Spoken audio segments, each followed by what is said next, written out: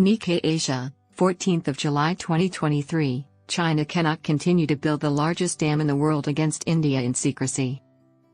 China has been constructing dams as part of its water war to deprive Bangladesh and India of water sources. Former advisor to India's National Security Council, Brahma Chellaney is a professor emeritus of strategic studies at the Center for Policy Research in New Delhi. 9 of his works have been published, including Water, Asia's New Battleground. China is unrivaled as the hydro hegemon of the globe, operating more significant dams than all other nations combined. It is currently constructing the first super dam in the world, not far from its strongly guarded border with India.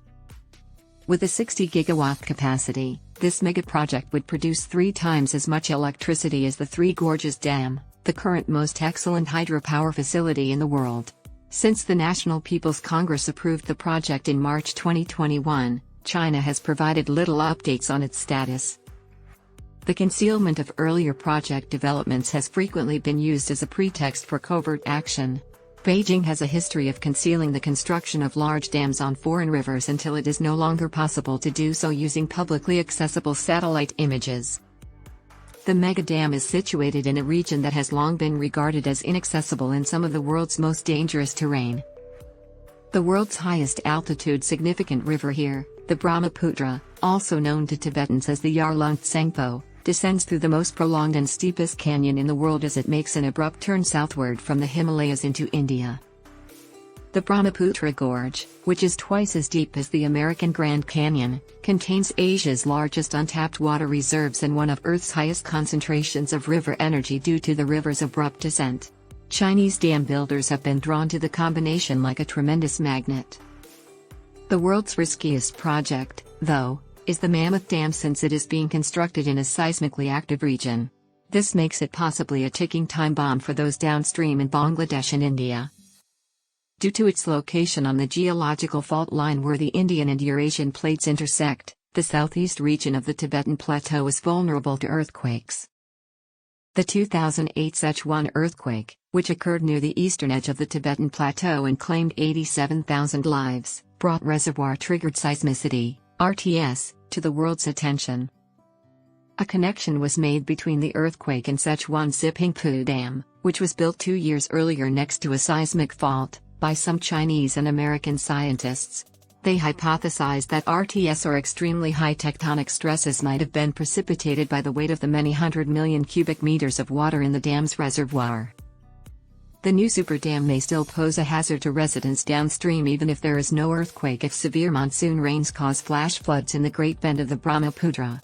Just 2 years ago, the safety of 400 million Chinese people was in jeopardy due to historic flooding that put the Three Gorges Dam in danger. Meanwhile, downriver countries have seen numerous adverse ecological effects from the 11 significant dams that China has constructed on the upper levels of the Mekong, including repeated drought. However, China is currently focusing on utilizing the abundant water resources in the Brahmaputra basin and building more substantial dams on the Mekong. China is concealing its construction work as it moves forward with its contentious mega-project on the Brahmaputra to quell criticism from outside. The National People's Congress was only asked to approve the construction of the super dam after China had constructed the necessary infrastructure to begin moving personnel, supplies, and heavy machinery to the distant site. 2 years ago, Beijing announced that it had completed a highway through the deepest canyon in the world just 2 months after Parliament blessed it. The route comes to an end not far from the Indian border. The opening of a new rail connection from Lhasa to Nyangthri, a frontier military outpost less than 16 kilometers from the India border, was announced by Beijing the next month. In July 2021, President Xi Jinping started a surprise trip to Tibet from Nyangthri and traveled on a brand new train to the provincial center.